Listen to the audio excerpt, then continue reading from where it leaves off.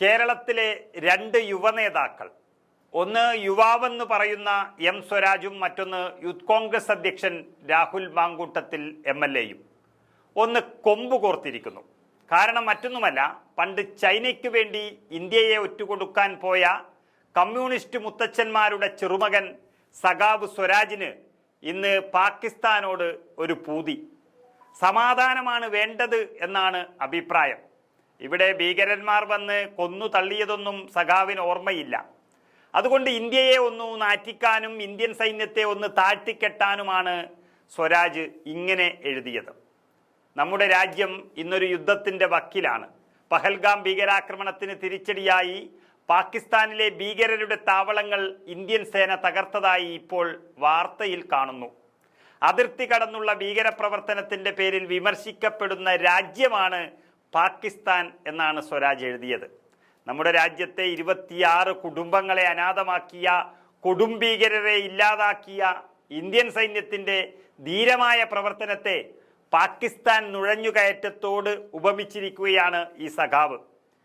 ഇതൊരു രക്തരൂക്ഷിത യുദ്ധമല്ലെന്നും ഇത് ഭീകരവാദം ഇല്ലാതാക്കുന്ന ഒരു ധർമ്മയുദ്ധമെന്നും എല്ലാവരും പറയുമ്പോൾ ഇന്ത്യൻ പട്ടാളക്കാരെ അപമാനിക്കുകയാണ് യഥാർത്ഥത്തിൽ സ്വരാജ് ചെയ്തിരിക്കുന്നത്. അദ്ദേഹം നിർത്തുന്നില്ല. ഇനിയും യുദ്ധത്തിന് വേണ്ടി ദാഹിക്കുന്ന ചിലർ നവമാധ്യമങ്ങളിൽ മുറവിളി കൂട്ടുന്നുണ്ട്. ചാനലുകളിൽ യുദ്ധപ്രചോദിതർ ഉറഞ്ഞു തുള്ളുന്നുണ്ട്.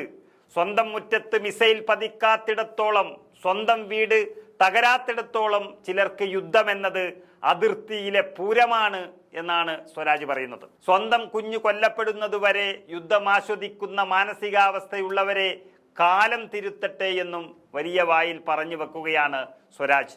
യുദ്ധത്തിൽ വിജയികൾ ഇല്ലെന്നതാണ് സത്യമെന്നും ഏത് യുദ്ധത്തിലും ആദ്യം തോൽക്കുന്നത് സാധാരണക്കാരായ മനുഷ്യരാണ്, സ്ത്രീകളും കുഞ്ഞുങ്ങളുമാണ്, മനുഷ്യരും കന്നുകാലികളുമെന്നല്ല, പരിസ്ഥിതി തന്നെയും മുറിവേറ്റ് പിടഞ്ഞൊടുങ്ങുന്ന യുദ്ധാനുഭവങ്ങൾ ചരിത്രത്തിലെമ്പാടുമുണ്ട് എന്നൊക്കെ ഇങ്ങനെ പറയുകയാണ് സ്വരാജ്. യുദ്ധം ക്ഷാമവും ദാരിദ്ര്യവും അരക്ഷിതാവസ്ഥയുമാണ്, കണ്ണീരും ചോരയും നിലാക്കാത്ത വിലാപങ്ങളാണ്, അഭയാർത്ഥികളും പാലായനങ്ങളും ശ്മശാനങ്ങളുമാണ് യുദ്ധത്തിന്റെ ശേഷിപ്പുകൾ. ഭീകരതയ്ക്കും ഭീകരത സൃഷ്ടിക്കുന്ന യുദ്ധത്തിനുമെതിരെ മനുഷ്യസ്നേഹത്തിൽ അധിഷ്ഠിതമായ മുന്നേറ്റങ്ങൾ ഉയർന്നു വരേണ്ടതുണ്ട്. ഭീകരതയില്ലാത്ത സമാധാനത്തിന്റെ പുലരികൾ പിറക്കട്ടെ എന്നാണ് എം സ്വരാജ് പറയുന്നത്.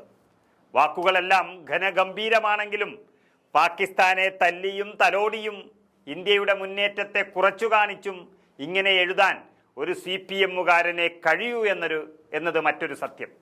എന്നാൽ ഈ CPM-കാർ കൊച്ചു കേരളത്തിൽ ചെയ്തു കൂട്ടിയ ഭീകരവാദം പാകിസ്ഥാനെ പോലും നാണിപ്പിക്കുന്നതാണ്. ചരിത്രം നോക്കിയാൽ അറിയാം. 51 വെട്ടുവെട്ടിയും കുട്ടികളുടെ മുന്നിലിട്ട് അധ്യാപകനെയും മാതാപിതാക്കളുടെ മുന്നിലിട്ട് മക്കളെയും പരസ്യ വിചാരണ നടത്തി പാവങ്ങളെയും കൊന്നൊടുക്കിയ കേരളത്തിലെ ഭീകരവാദികളായ CPM-നെ കുറിച്ച് യൂത്ത് കോൺഗ്രസ് അധ്യക്ഷൻ രാഹുൽ മാങ്കൂട്ടം MLA സ്വരാജിന് നന്നായി പറഞ്ഞുകൊടുത്തു. അദ്ദേഹം പറഞ്ഞത് ഇങ്ങനെയാണ്. ശ്രീ എം സ്വരാജിൻ്റെ ഒരു ഫേസ്ബുക്ക് കുറിപ്പ് കണ്ടിരുന്നു. അതിർത്തിയിൽ നടക്കുന്ന യുദ്ധത്തെ പറ്റിയും അതിലുണ്ടാകുന്ന രക്തച്ചൊരിച്ചിലിനെ പറ്റിയും ഒക്കെയുള്ള ഒരു വേദനയാണ് ആ തികഞ്ഞ മനുഷ്യസ്നേഹിയിൽ നിന്ന് ഉണ്ടാകുന്നത്. സ്വന്തം മുറ്റത്ത് മിസൈൽ പതിക്കാത്തിടത്തോളം, സ്വന്തം വീട് തകരാത്തിടത്തോളം ചിലർക്ക് യുദ്ധം അതിർത്തിയിലെ പൂരമാണ്.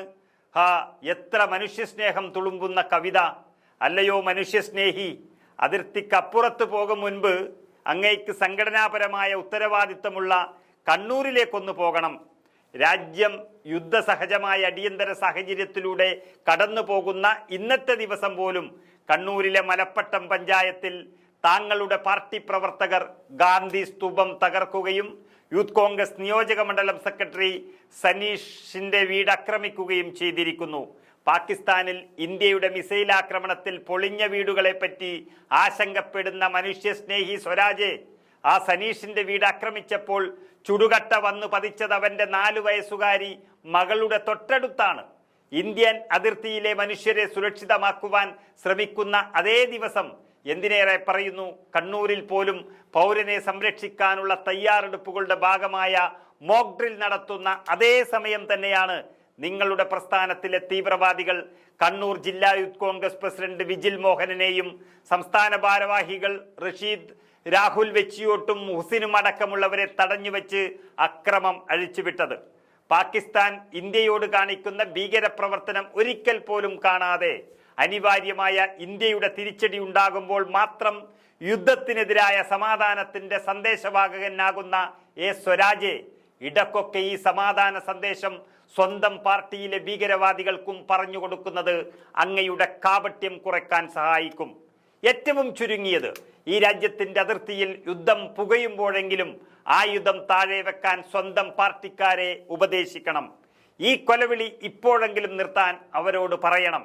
ഇത്രയും പറഞ്ഞതോടെ പഴയ ആ ചൈന സ്നേഹിയും ഇപ്പോൾ സമാധാന സ്നേഹിയുമായ സ്വരാജിന്റെ പൊടി പോലും എവിടെയും കാണാനില്ല.